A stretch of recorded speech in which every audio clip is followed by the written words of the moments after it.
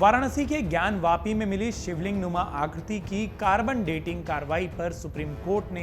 अगले आदेश तक रोक लगा दी है। इससे पहले इलाहाबाद हाई कोर्ट ने ज्ञानवापी इलाके में शिवलिंग नुमा आकृति की कार्बन डेटिंग और वैज्ञानिक पड़ताल करने का आदेश दिया था। सुप्रीम कोर्ट की इस रोक के बाद फिलहाल इस मामले में कोई कार्रवाई नहीं हो पाएगी, जिससे कि ये पता चल सके कि ज्ञानवापी में मिली ये शिवलिंग नुमा आकृति वास्तविक शिवलिंग है या फिर कोई फव्वारा, जैसा कि दूसरे पक्ष का लगातार दावा रहा है।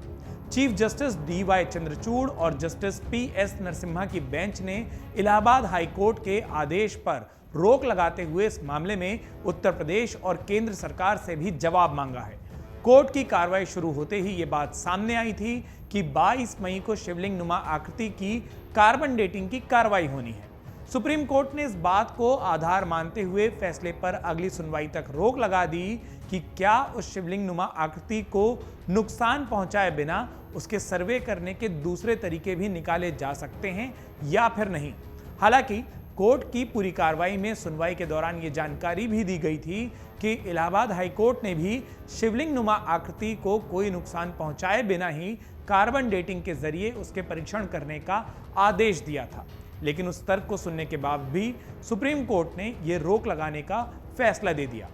आपको बता दें कि यह पूरा मामला तब शुरू हुआ था जब हिंदू पक्ष ने ज्ञानवापी मस्जिद के भीतर पूजा करने की अनुमति मांगते हुए एक केस दायर किया था। हिंदू पक्ष का दावा था कि ज्ञानवापी मस्जिद एक मंदिर था और वहां पर उनके भगवान हैं, ऐसे में उन्हें उस स्थान पर पूजा करने की अनुमति मिलनी चाहिए। इसके बाद सिविल कोर्ट ने उस इलाके का सर्वे कराने का आदेश दिया था। उस सर्वे के साथ साथ हुई वीडियोग्राफी में यह बात सामने आई थी कि जो मस्जिद का वजू करने का स्थान है, वजू करने की जगह है, वहां पर एक शिवलिंग नुमा आकृति मिली थी, जिस पर हिंदू पक्ष ने यह दावा किया कि ये उनका पूजनीय शिवलिंग है जिसकी वो पूजा करना चाहते हैं। तो वहीं मुस्लिम पक्ष का दावा था कि एक फव्वारा है जो कि सालों से वहां पर था और इसलिए जो वजू करने की जगह है वहां पर ये लगा हुआ था। इसका आकार भले ही शिवलिंग जैसा हो, लेकिन ये शिवलिंग नहीं है। दोनों पक्षों के अपने अपने दावे थे। बाद में सुप्रीम कोर्ट के आदेश पर यह मामला वाराणसी की जिला अदालत में चला गया। वाराणसी की जिला अदालत ने शिवलिंग नुमा आकृति की जांच की अपील, जो कि हिंदू पक्ष ने की थी और जिसमें कहा गया था कि कार्बन डेटिंग के जरिए उस आकृति की जांच की जाए, यही एकलौती मांग थी, उसे ठुकरा दिया था। इसके बाद वाराणसी जिला कोर्ट के इस फैसले के खिलाफ हिंदू पक्ष ने इलाहाबाद हाई कोर्ट का दरवाजा खटखटाया। इलाहाबाद हाई कोर्ट ने हिंदू पक्ष की मांग को स्वीकार करते हुए ASI को, यानी कि आर्कियोलॉजिकल सर्वे ऑफ इंडिया को, यह निर्देश दिया था कि वो ज्ञानवापी मस्जिद के वजू करने वाली जगह में मिली इस शिवलिंग नुमा आकृति की कार्बन डेटिंग के जरिए जांच करे, उसकी उम्र का पता लगाए, लेकिन इस बात को ध्यान में रखा जाए कि इस पूरी जांच में उस आकृति को कोई भी नुकसान नहीं पहुंचना चाहिए।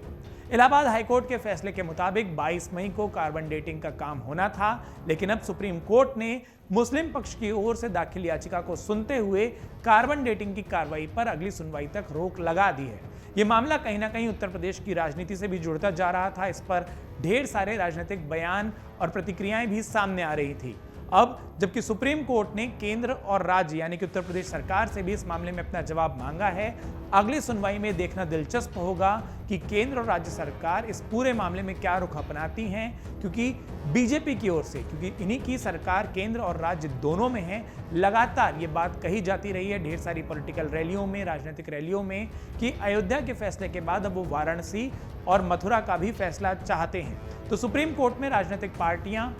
सीधे सीधे पक्ष नहीं हो सकती, लेकिन केंद्र और उत्तर प्रदेश सरकार क्या पक्ष रखता है और सुप्रीम कोर्ट अगली सुनवाई में क्या आदेश देता है, क्या वो इस कार्बन डेटिंग पर लगी रोक को फिर बहाल करता है या फिर कोई दूसरा तरीका निकाला जाता है, ये सब कुछ जब सुप्रीम कोर्ट में इस मामले की अगली सुनवाई होगी तभी साफ हो पाएगा। मन से उजाला कर